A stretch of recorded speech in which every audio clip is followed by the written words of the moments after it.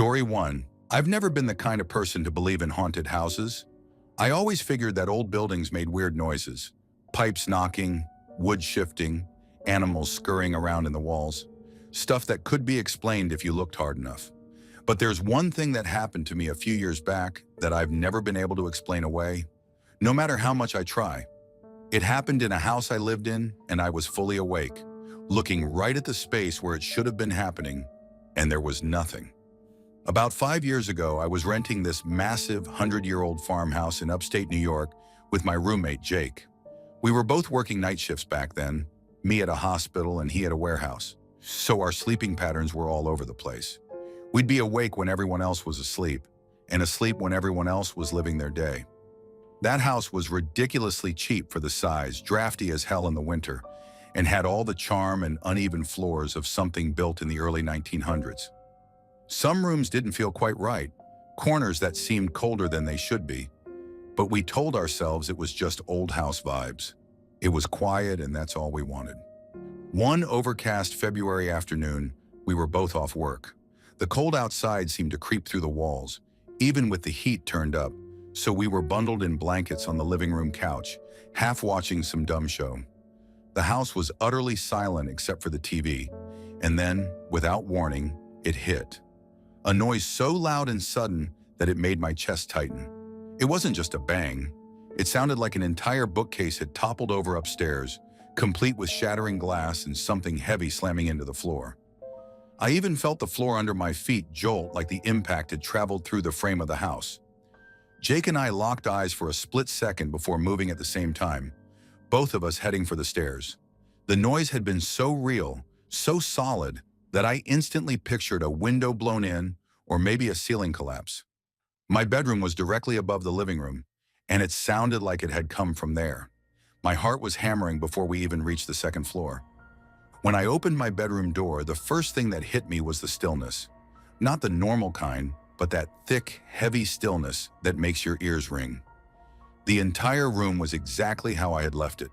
The bed was made, my laptop still sat on the desk, a glass of water untouched on the nightstand.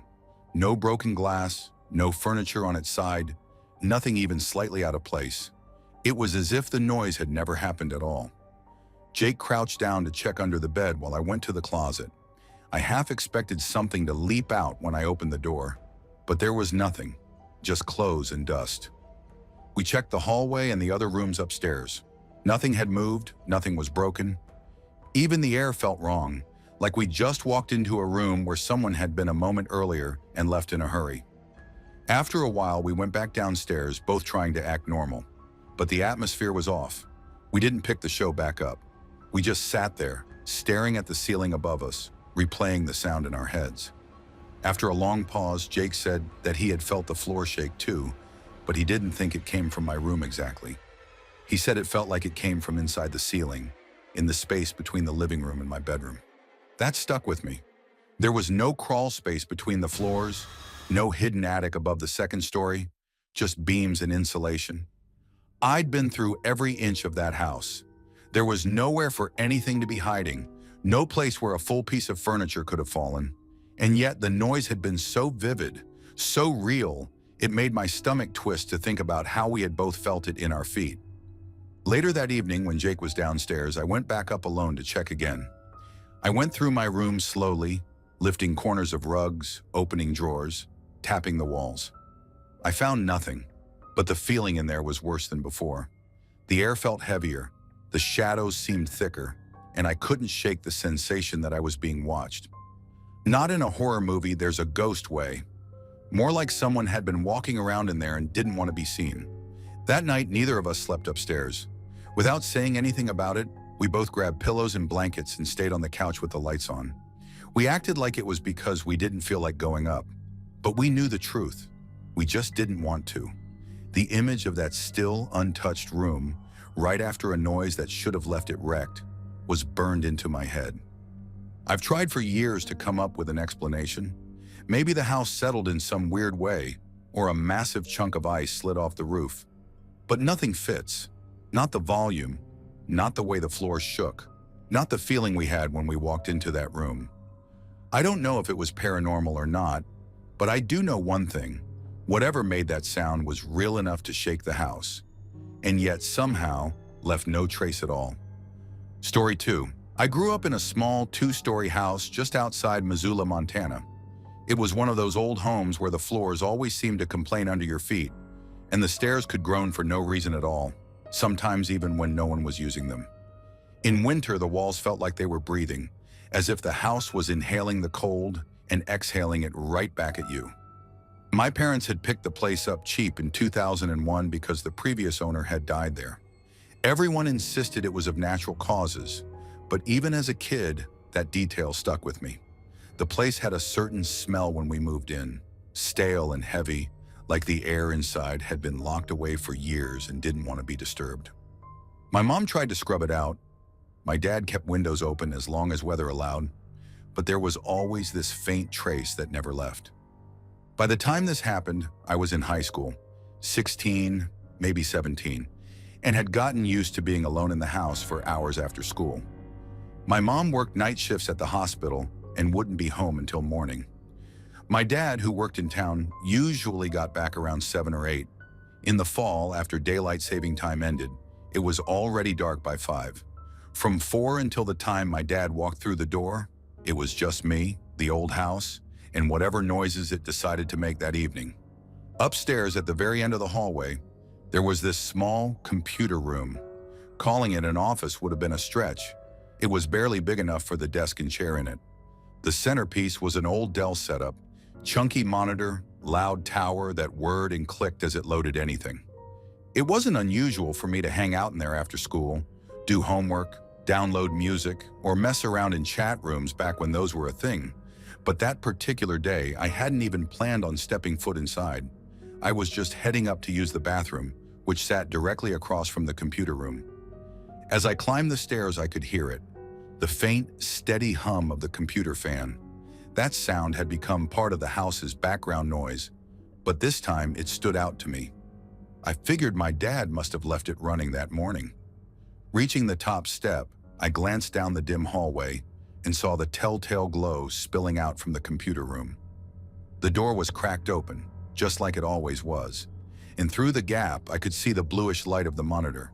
It cast a dull illumination on the walls and carpet outside the doorway. I turned toward the bathroom, my hand already on the doorknob, when something caught my eye. A movement in the computer room. I froze. It was just a shadow, but it wasn't mine. It wasn't moving along the floor or wall like a normal shadow. It passed in front of the monitor, cutting off its light for a fraction of a second. The way the room was laid out, the monitor faced the wall, so the only way something could block its light like that was if it moved between the screen and that wall. For a moment, my brain scrambled to rationalize it. Maybe my dad had come home early. That made the most sense. I even started to relax, half smiling to myself, thinking he'd startled me on purpose. But the house was too quiet. No footsteps, no shifting of the chair, no casual, "Hey," from the other room. The silence was so complete I could hear the faint ticking of the hallway clock over the hum of the computer. I inched toward the doorway, leaning in just enough to see inside. The chair was pushed in.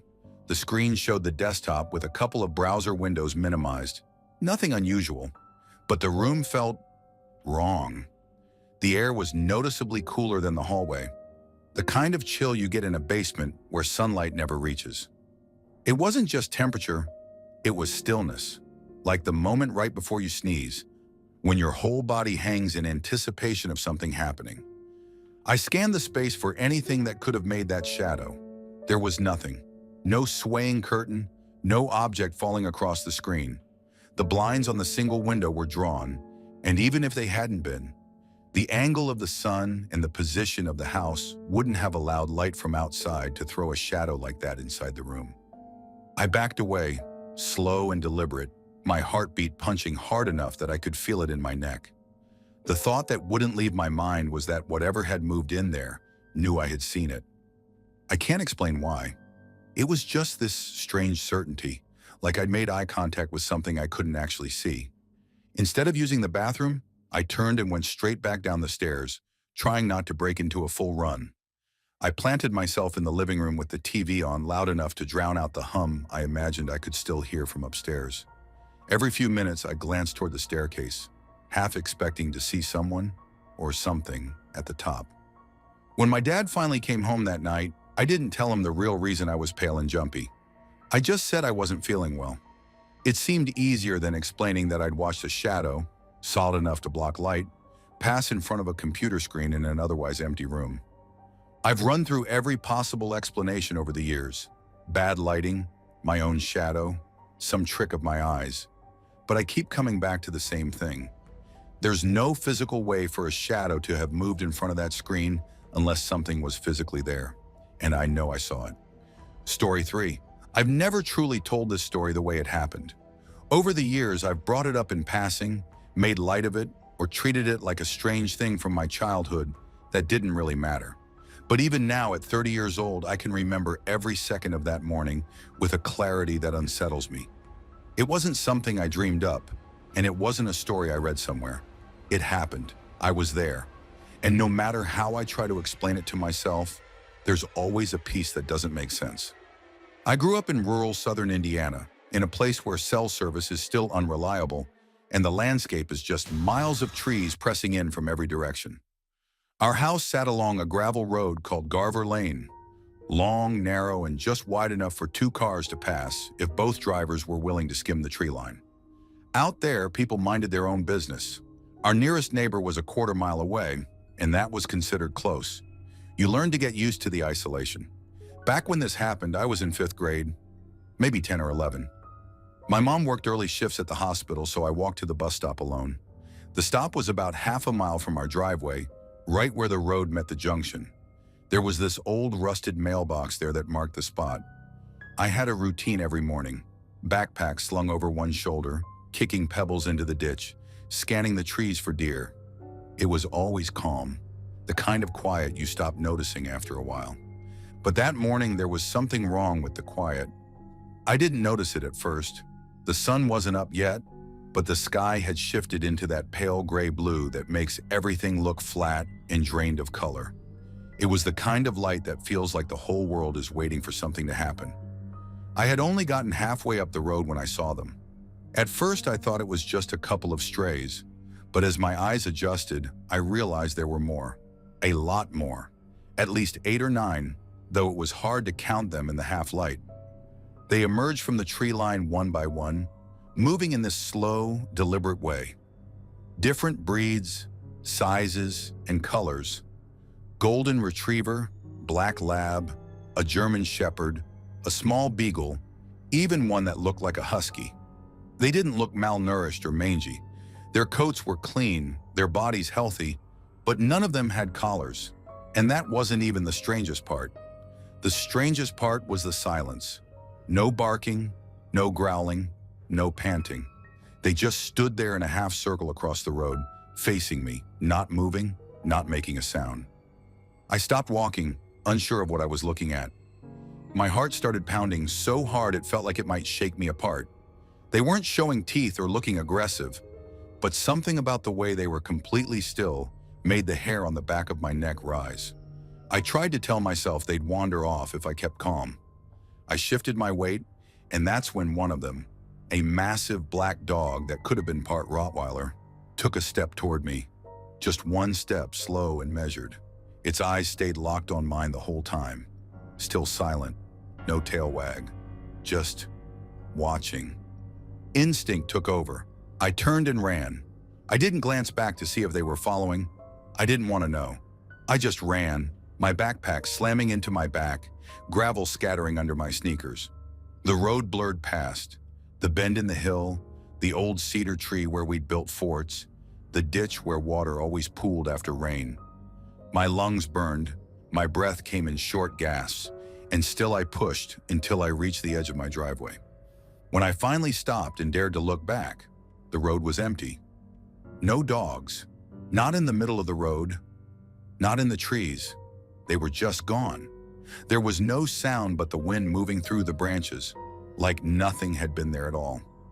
I stood there trembling until I could convince myself to go inside. I told my mom I'd missed the bus, and she drove me to school. I didn't mention the dogs. I don't know why. Maybe I didn't think she'd believe me. Or maybe I didn't want to relive it right then. After that day, I stopped taking the road to the bus stop. I cut through the woods instead, even though it took longer. I never saw those dogs again. Not once. And no one else ever mentioned anything about them. The part I can't let go of happened a few months later.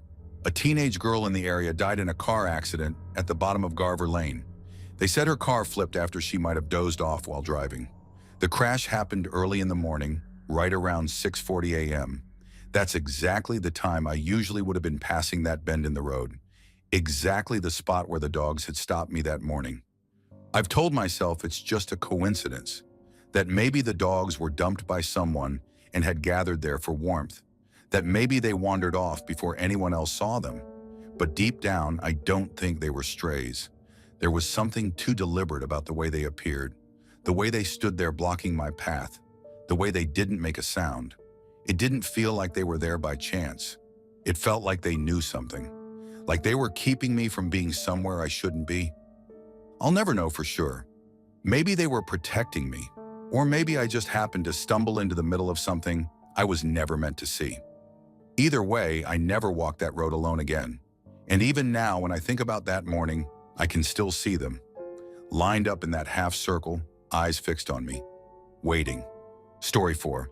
I've never been the kind of person who scares easily. No ghost stories or creaking floorboards ever kept me up at night. My house in East Lansing had been home for 6 years without anything even remotely creepy happening. It's a small, unremarkable place in a quiet neighborhood, but one afternoon in mid-February, something happened that I still can't explain, and it's been etched into my mind ever since. It was a Tuesday. The snow outside had been there for days, a thin, frozen layer over the lawn and driveway.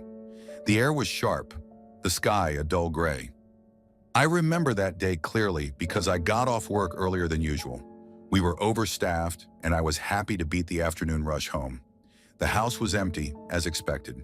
My dad wouldn't be home until later in the evening. My mom was on a long hospital shift, and my younger sister was still at school. I knew without a doubt that I was alone. I kicked off my boots at the door and headed straight for the bathroom in the hallway. When I'm home by myself, I don't bother closing the door. Always have been that way. The place was silent except for the soft hum of the heater. I was scrolling through my phone when I heard it, the sound of the laundry room door opening. It's a heavy wooden door, stiff on the hinges, not the kind to move unless someone pushes it. It opened slowly, the sound stretching into the silence, and then slammed shut hard enough to echo down the hall. I froze. I knew that door. I knew how it sounded. That wasn't the wind. For a moment, I thought maybe my sister had come home early. Maybe she'd been dropped off because she wasn't feeling well. But I hadn't heard the front door open. I stayed still for a second, trying to listen, and then came the sound of footsteps. 3, maybe 4, on the hardwood floor of the living room. They stopped suddenly, just outside the hallway. I waited for some sound of movement, some shift in weight, but the house went completely still. That's when I felt it. Something in the air changed. It's hard to describe, but it was heavier, thicker, like walking into a room where someone had just been arguing. But this wasn't leftover tension. It was fear, and it spread through me so fast I could feel the hairs on my arms rise. When I finally stepped out into the hallway, nothing was there. The living room was empty. No shoes at the door, no keys on the counter, no signs of anyone having just come in. The back door was locked, the garage door still bolted. The snow outside was untouched except for my own footprints. Yet I couldn't shake the feeling that someone had been inside. I moved toward the laundry room, slow and careful. The door was ajar, just an inch or two, the light inside off. The moment I got close enough to touch it, I heard it, breathing, faint, steady, almost controlled, as if someone was trying to remain perfectly still. I didn't open the door. Instead, I backed away, keeping my eyes on the gap, the urge to run battling with the need to know. I stepped out onto the porch, breathing in the cold air, scanning the driveway. Only my car sat there, undisturbed, no new tire tracks or footprints in the snow. The street was empty, the kind of quiet where even distant sounds seem to vanish before they reach you. And yet there was this strange, unexplainable pressure in my chest, almost like something wanted me to go back inside. Against every instinct I did. The house felt different, too still, too quiet, almost as though the silence was waiting. I checked every room, from the basement to the attic crawl space, opening closets, peering behind furniture, looking under beds. There was nothing. No sign anyone had been there. When I finally turned to the laundry room again, I pushed the door open fully. It was empty. The air inside was colder than the rest of the house, a noticeable drop in temperature. The small window was locked tight. The smell hit me next. Not mold, not mildew, but damp soil, like earth that had just been dug up. It lingered faintly in the air, strange and out of place. I shut the door slowly and walked to the couch. I didn't turn on the TV, didn't move for hours. I just sat there staring at that laundry room door, waiting for something else to happen. But nothing did.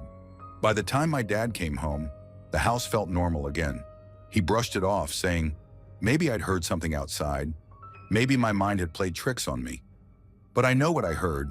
I know that door slammed. I know those footsteps were real. It's never happened again. But I haven't used that hallway bathroom since, and I never ever leave a door open in that house anymore. Story 5. I've never been someone who believes in ghosts or the paranormal. If anything, I'm the guy who laughs at real ghost stories and points out the logical holes. But something happened to me and my brother back in 2018 that I still can't explain.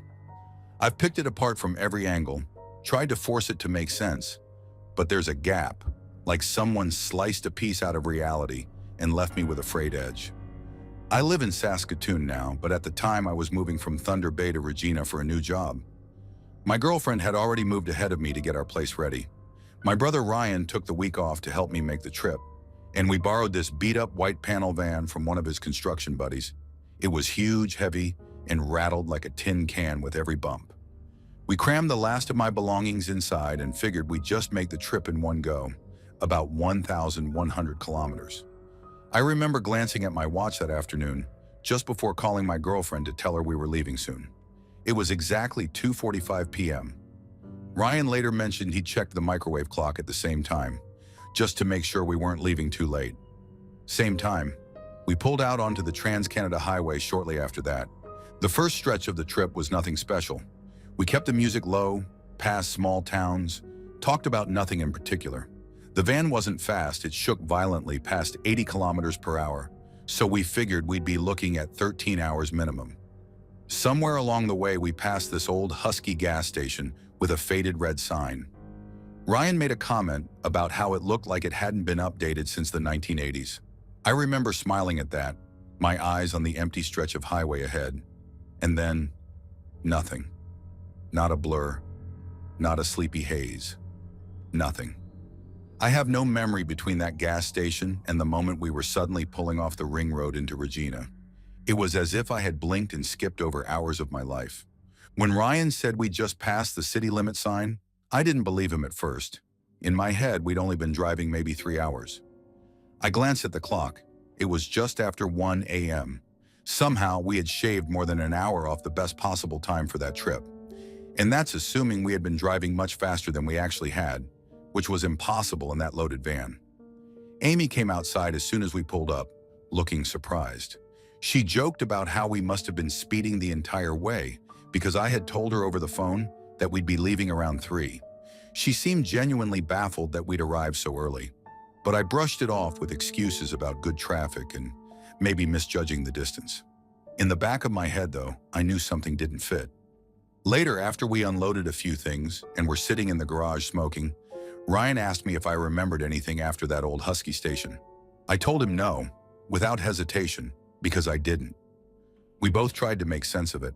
Maybe we just zoned out, but zoning out for hours at the same time, without crashing? The van didn't have cruise control. It wasn't comfortable enough to drift off in, and if either of us had nodded off, the other would have noticed. Neither of us recalled stopping for gas or food. We didn't even remember passing through any towns, which is impossible on that route. The strangest part was how it felt. It wasn't like normal road fatigue. It was a hollow, blank sensation, like waking up from anesthesia. I kept running the math in my head, leaving at 3 p.m., arriving at 1 a.m., Driving a van that couldn't go over 80 kilometers per hour without rattling apart, it didn't add up. To make that trip in 10 hours, we would have had to average speeds well over 140 kilometers per hour for hours, which was absurd in that vehicle. And yet there we were. Over the next week, I kept bringing it up with Ryan, trying to see if either of us could recover some fragment of memory. Every time his answer was the same, just black. Like the road and the time it took to travel, it had been erased. He stopped wanting to talk about it after a while. I didn't blame him. It left me feeling unsettled in a way I've never felt before. Not scared in the typical horror movie sense, but deeply disturbed, like the world had hiccuped and I'd slipped sideways through it without noticing. To this day, there's no logical explanation I can land on that feels right. Highway hypnosis doesn't make sense. Not for both of us at once. Not without any interruptions in the drive. Not without the physical strain of trying to hold that van steady. It wasn't like we'd been distracted or had some long conversation that made the time vanish. It was just gone. And even now, when I think about that old Husky sign, I get a weird knot in my stomach. Because the last time I saw it, I was on one stretch of road, and the next moment, I was hundreds of kilometers away, pulling into my driveway like nothing had happened. Story 6. I've never been the type to believe in ghosts. Even now, I wouldn't say I fully do. But when I was 17, something happened that I've never been able to explain away. I live in Billings, Montana, and most of my family is scattered across the state, though we usually end up gathering at my Aunt Robin's place near Missoula for holidays. Her house wasn't anything out of a horror movie, just an old split level with too many windows, a faint smell of damp cement in the basement, and a few creaky floors that came with age. Robin always swore the place was haunted, though not in a dangerous way. She claimed there were different housemates who came and went, an old man, a young girl in the hallway, and my cousins who grew up there treated the idea like part of the house's personality. They'd casually warn me not to leave the bathroom door open, or else the girl might close it herself, saying it the way someone might mention a quirky plumbing issue. That winter break, I decided I wanted to see for myself what all the fuss was about. I told them I'd stay over, just to find out if there was any truth to it. Robin laughed and told me not to freak out if something tugged my blanket in the middle of the night. I remember it being brutally cold that January, so cold it felt like the air itself was humming in the walls. That night, it was just Robin, her friend Carla, my cousin Jordan, and me. We decided to watch the old 1976 version of Carrie. I wasn't paying much attention to the movie.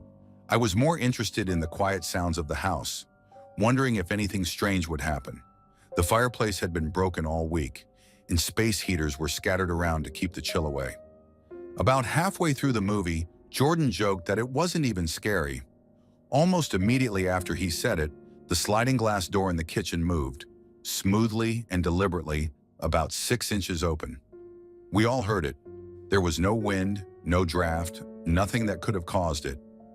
Carla made a comment about it being the ghosts, and Robin, completely unfazed, just remarked that they were probably bored too. After the movie, we went outside to the hot tub for a while, and when we came back in, the fireplace that had been dead cold for days was suddenly burning with a strong, steady fire. No one had lit it, but Robin only muttered a thank you toward the house as if it were nothing unusual. I probably should have been unsettled right then, but the real nightmare started much later. They gave me the couch in the living room, and Jordan laid a sleeping bag on the floor nearby. The room wasn't completely dark. There was some light from a street lamp outside, and from where I lay, I had a clear view straight down the hall to the closed basement door. Sometime around 2 or 3 in the morning, I woke up to the sound of footsteps. Not random creaks or shifting boards, but slow, heavy, deliberate steps coming up the basement stairs. My first thought was that someone had broken in, so I stayed completely still, lifting my head just enough to watch the door. The footsteps came right up to the top of the stairs and stopped just on the other side of the basement door. I waited for the handle to turn. Nothing. Just silence. I stared at that door for what felt like an entire minute, my heart pounding so hard I could hear it in my ears. Then, just as slowly as before, the steps began again, but this time going back down. The sound faded into the basement, and I almost convinced myself it had been part of a dream. But a few minutes later, it happened again. The same slow, heavy steps came up, stopped at the top, and then went back down. This repeated several times. Up, stop, down, silence. Until I was frozen in place, too scared to even whisper to Jordan. I considered grabbing my phone to record it, but I was terrified that any movement would draw attention from whatever was making those sounds. On the fifth time, things changed. The steps came up, and instead of stopping at the top, there was one extra step, landing outside the basement door in the hallway. Then I heard the doorknob move, just a slight click, like someone testing whether it was locked. It wasn't. I didn't dare move, breathe, or look away. In that moment, I had the strangest and most overwhelming certainty that if the door opened, I wouldn't survive the night. I don't mean in a panicked, exaggerated way. I mean I felt it in my bones. Whatever was on the other side, if it stepped into the living room, I wouldn't be walking out of that house. The handle stopped moving. The silence pressed in around me. Then the steps began again, descending back into the basement until they faded entirely. This time, they didn't return.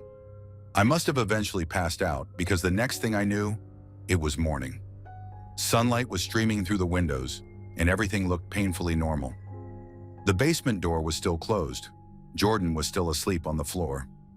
I didn't tell anyone what I'd heard. I just helped clean up, thanked Robin, and left. Even now, I tell myself there has to be an explanation. Old houses make noises. Maybe it was temperature shifts, wood expanding, or pipes knocking. But nothing I've ever experienced before or since has sounded like that. Real, heavy footsteps pacing up and down the stairs in the dead of night, stopping to test the door like someone deciding whether to come in. Story 7. I grew up just outside Sheffield, in a quiet, somewhat worn block of flats where my mom managed to get a place after splitting from my dad. I was 6 back then, and life was simple but tight. My mom worked long hours at a care home, and although we didn't have much, the flat had always felt like a safe space. It was small, just 2 bedrooms, walls so thin you could hear the neighbors sneeze, and floors that groaned with every step, but it was ours. That sense of safety, though, ended one winter morning. I've never really told this story in full because every time I think back to it, my mind starts twisting it around, making me question whether I actually saw what I know I saw. It was in the dead of winter. The heating barely worked, so the air inside was always just a little colder than comfortable, and the windows were perpetually fogged with condensation. The morning sky was still dark, with that heavy bluish-gray hue that comes just before sunrise.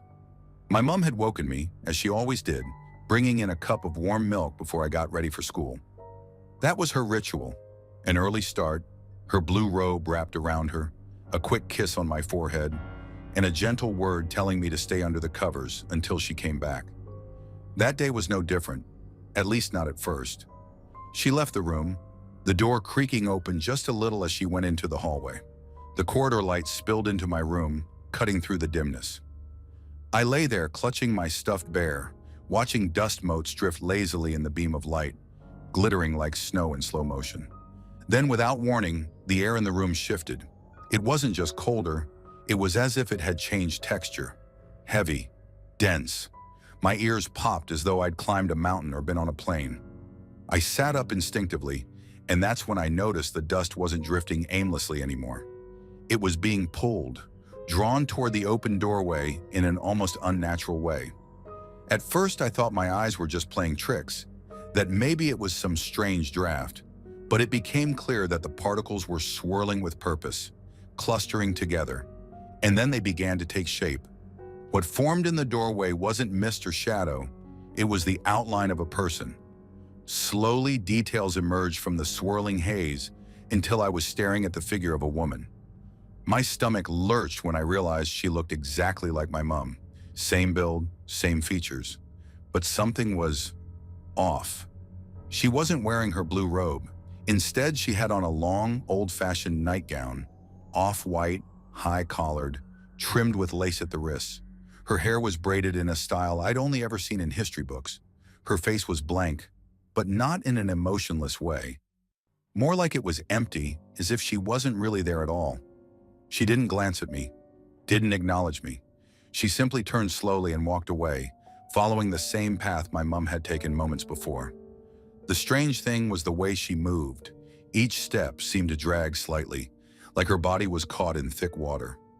Wisps of the dust that had formed her body trailed faintly in the air behind her, fading almost as quickly as they appeared. I sat frozen in bed, my back pressed hard against the wall, unable to call out. My whole body had locked up. It was as if my brain couldn't process how to react. Seconds passed, maybe longer. I couldn't tell.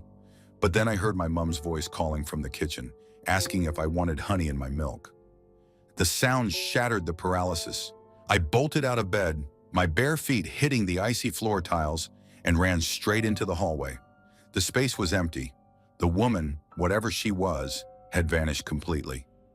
My eyes darted to the corners, to the shadows, half expecting to see her still lurking. But there was nothing, just the familiar flicker of the corridor light. I rushed into the kitchen and wrapped my arms tightly around my mom's waist. She seemed surprised but amused, asking what had gotten into me. I couldn't bring myself to tell her. I just sat at the table, forcing myself to sip the warm milk she set in front of me, all the while staring down the hallway as if expecting to see that other version of her appear again. Even then, I knew I hadn't been dreaming. The lights had been on. I'd been awake. I could still feel the cool air, smell the faint sweetness of the milk on the stove, hear the slight hum of the old refrigerator. Every detail was burned into my mind. Over the years, I've tried to rationalize it. Maybe it was a half-waking hallucination. Maybe the lighting and the drifting dust created some kind of illusion. But the way that figure moved, the old-fashioned clothes, the fact it looked exactly like my mom, yet wasn't her, it doesn't add up. I never saw her again. We stayed in that flat for 3 more years and nothing like it happened again. But even now, if I close my eyes, I can still see the dust pulling together in that doorway, forming her face, her body, her empty stare before she drifted away. And every time I remember it, the same heavy feeling settles in my chest, the feeling I had just before she appeared, as if the room itself had been holding its breath. Story 8. I've never shared this outside my family, not because I'm ashamed or scared of being called crazy, more because even thinking about it makes my stomach turn. My name's Chris. I live in Duluth, Minnesota now, but when I was a teenager, my family owned a small cabin in northwestern Wisconsin, tucked not far from the Chequamegon Forest. If you've ever been out there, you know how those woods feel. Endless old pines and maple trees, damp air, miles of nothing but dirt roads, and the occasional cabin half hidden in the trees. That part of the state is real deep country, the kind of place where, if something goes wrong, there's nobody to hear you yell. It was the summer of 2007. I was 17, and my cousin Jeremy was staying with us for a week. We were both obsessed with airsoft back then, so we'd dress up in mismatched camo and run mock battles in the woods, crawling through brush and pretending we were on some covert mission.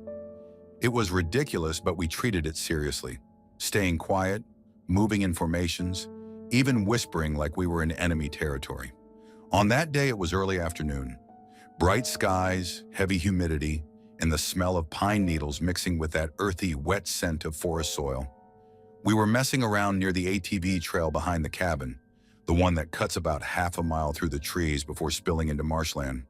We hadn't gone far, maybe a couple 100 meters in, when we stopped to catch our breath. I was dressed in full woodland camo and feeling smug because Jeremy had shown up in a bright red t-shirt.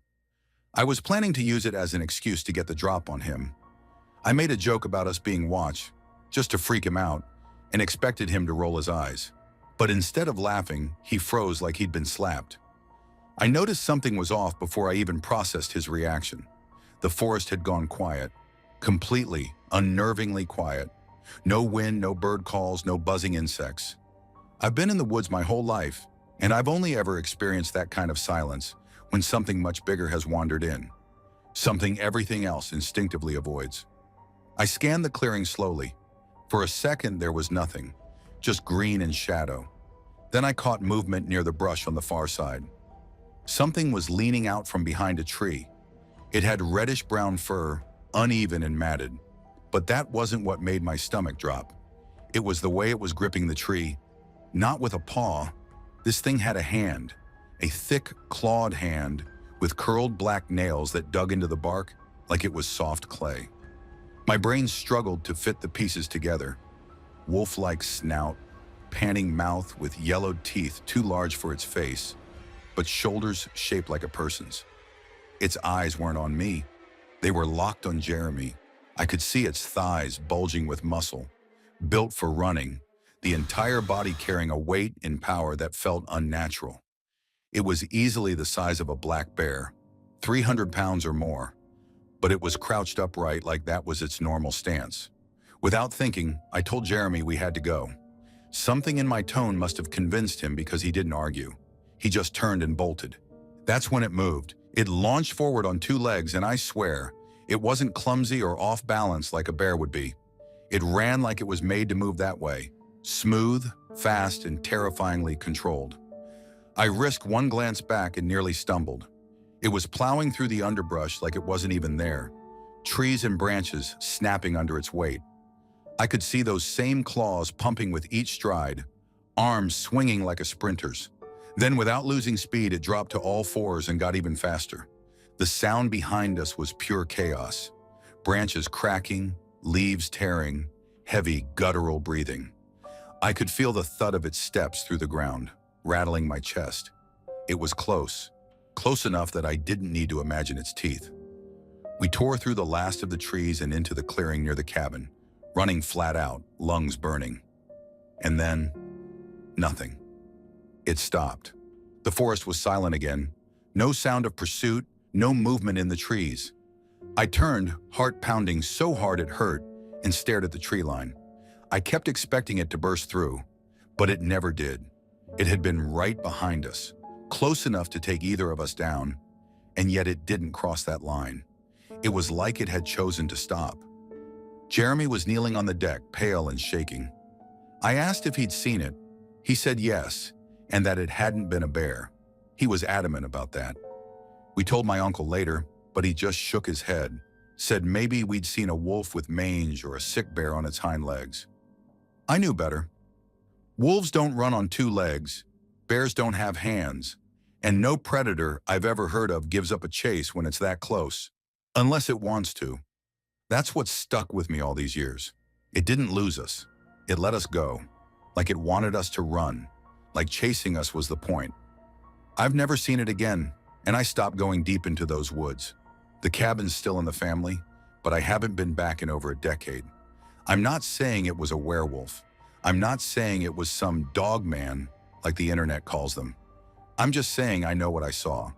And if you're ever in the forests of northwestern Wisconsin and the midday woods suddenly go dead quiet, don't wait to find out why. Story 9. I grew up in San Clemente, California, a small surf town with a mellow vibe where scary things usually meant wiping out on a big set or stepping on a stingray, not something you'd replay in your head years later.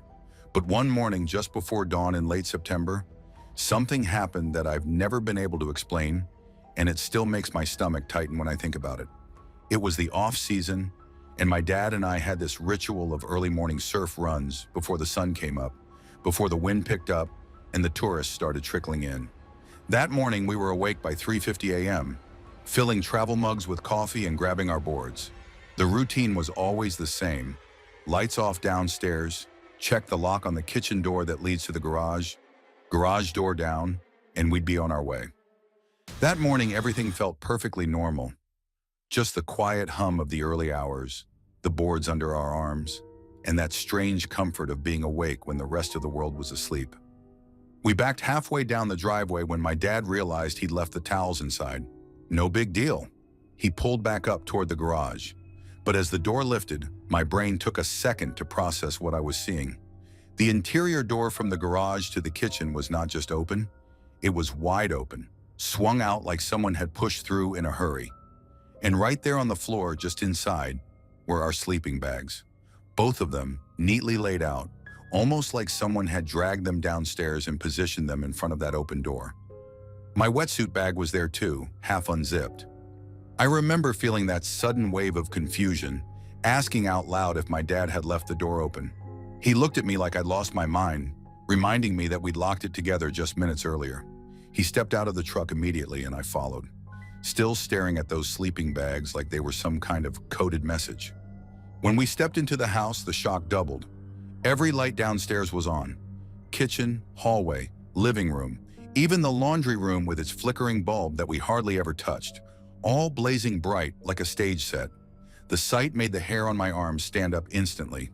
My dad muttered for me to get the crowbar we kept in the coat closet, his voice low and uneasy. We moved through the downstairs, checking each room. There were no signs of forced entry, no broken windows, nothing missing. It was like someone had been in there, but hadn't touched a thing, except for moving those bags and turning on every light.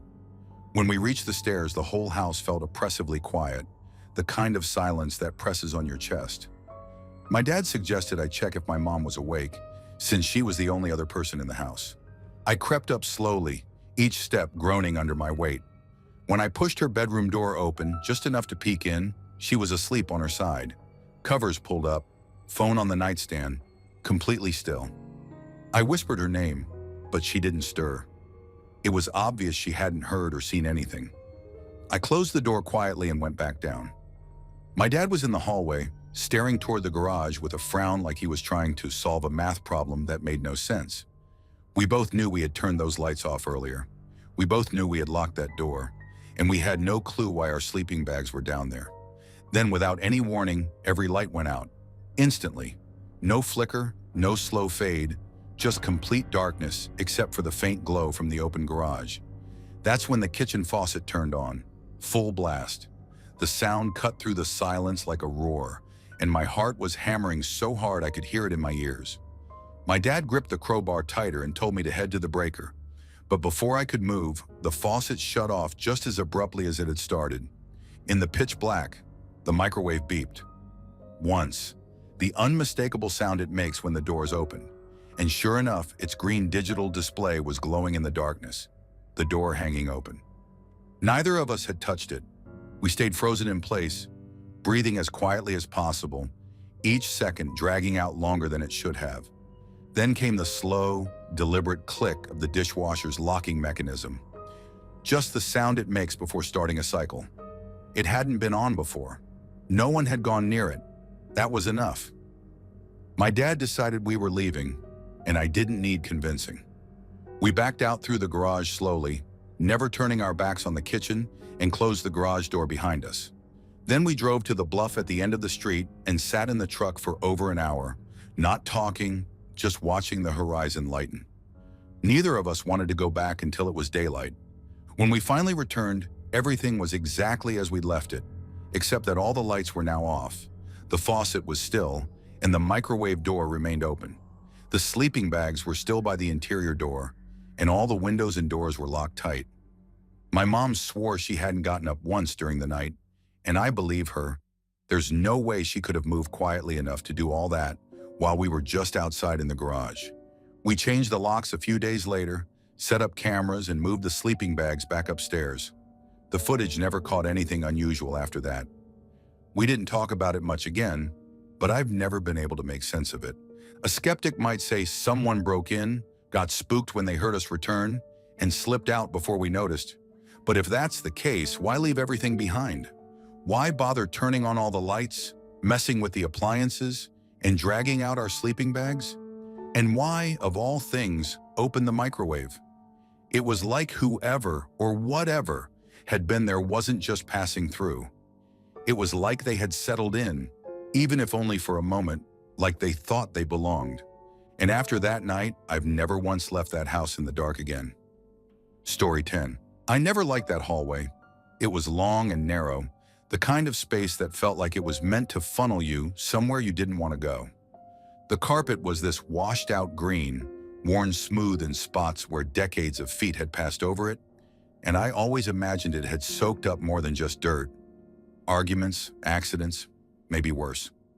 I was 15 when my family moved into that place in rural Idaho, about 45 minutes outside Boise. My parents were in love with it from the start, calling it full of character, like the creaking floors and drafty corners were charming quirks. To me, they weren't charming. They felt wrong. And that hallway, the one just outside my bedroom door, was the worst part of the whole house. Every time I walked down it, there was this tightening in my gut, a kind of primitive warning that made the hairs on my neck stand up. We weren't poor, but we weren't the kind of family that could pass up a good deal. So when my parents found a 6-bedroom house for a price they said was unbelievable, they jumped on it. I remember touring the place for the first time. They were smiling and pointing out how much space we'd have, but all I could focus on was that oppressive corridor and the way it seemed darker than the rest of the house, even in the middle of the day. That feeling stayed with me from the first moment, and it only got worse. I've always had trouble sleeping, chronic insomnia since I was a kid, so most nights I'd be lying in bed until 3 or 4 in the morning. In that house, the silence after everyone went to bed wasn't peaceful. It was heavy, almost like a physical weight. You could hear everything. The water heater groaning 3 rooms away, the floorboards shifting and sighing like they were breathing. On one particular Thursday night, I was awake in bed with my door slightly open, scrolling aimlessly on my phone. Everyone else had gone to sleep hours earlier, and I was wrapped in that thick, electric kind of quiet that makes you feel like something is listening. That's when I heard it. It was soft at first. Thump, thump, thump. Footsteps, but not heavy ones. It sounded like bare feet hitting the carpet right outside my door. My first thought was that one of the twins, my 6-year-old siblings, had gotten up to sneak around. They were always looking for trouble. But then I heard something else, something that made every muscle in my body lock up. It was a giggle, not a normal kid's giggle. This was sharper, higher pitched, almost like someone trying to imitate a child's laugh, but not quite getting it right. It was off in a way I can't explain, the sound of something pretending to be harmless. The footsteps picked up speed, moving back and forth just outside my room, and then came this faint, rapid tapping on the wall, like fingers drumming quickly or scratching lightly. I remember slowly sitting up, barely breathing, and calling out softly, thinking maybe it was my sister. The second I did, the noises stopped. The silence was immediate, thick, and unnatural. I waited there, straining my ears, but there was nothing. Finally, I grabbed my phone, turned on the flashlight, and pushed my door open. The hallway was empty, but on the carpet I saw them. Footprints, not shoe prints, not my brother's sneakers, but tiny bare feet, pressed faintly into the worn fabric. They started at the far end of the hall, came right up to my door, then turned sharply and disappeared halfway back. My skin was crawling, but I stepped out into the hall anyway, following the prints. That's when I felt it. The air turned cold, unnaturally cold, and the skin on my arms prickled instantly. The trail of prints led toward my parents' room and stopped right at their door. I just stood there staring. Their room was always colder than the rest of the house, even in summer. We used to joke it was bad insulation, but now I wasn't so sure. I was debating whether to knock when I heard another sound. Typing. Fast, erratic typing. The kind of clattering you'd hear if someone was hammering away at a keyboard in frustration. The sound wasn't coming from their room, though. It was coming from downstairs, from the alcove where our old family desktop sat, a computer no one touched at night. The typing grew louder as I crept toward the stairs. My flashlight beam shook in my hand. I took the first step down, and the typing cut off instantly. That dead, oppressive silence returned. And then something happened that still makes my stomach drop when I think about it. A voice was suddenly right next to my ear, close enough that I felt the heat of breath on my skin. It whispered, asking if I was still up. I didn't so much hear it as feel it. My knees went weak, and I slid down the wall, too scared to move, staring into the darkness until daylight finally came. My mom found me there around 7 in the morning. I was ice cold and shaking. I didn't go to school that day. A few days later, I found my porcelain doll, the one my grandmother had given me years before, sitting in the middle of the hallway. No one admitted to touching it. My mom swore she hadn't been in my room, and my younger siblings were too young to keep a straight face if they'd done it. That was the only time anything happened to me directly, but it was enough. After that night, I never walked that hallway without every light on, and I started locking my bedroom door before bed. Not that it would have done much good.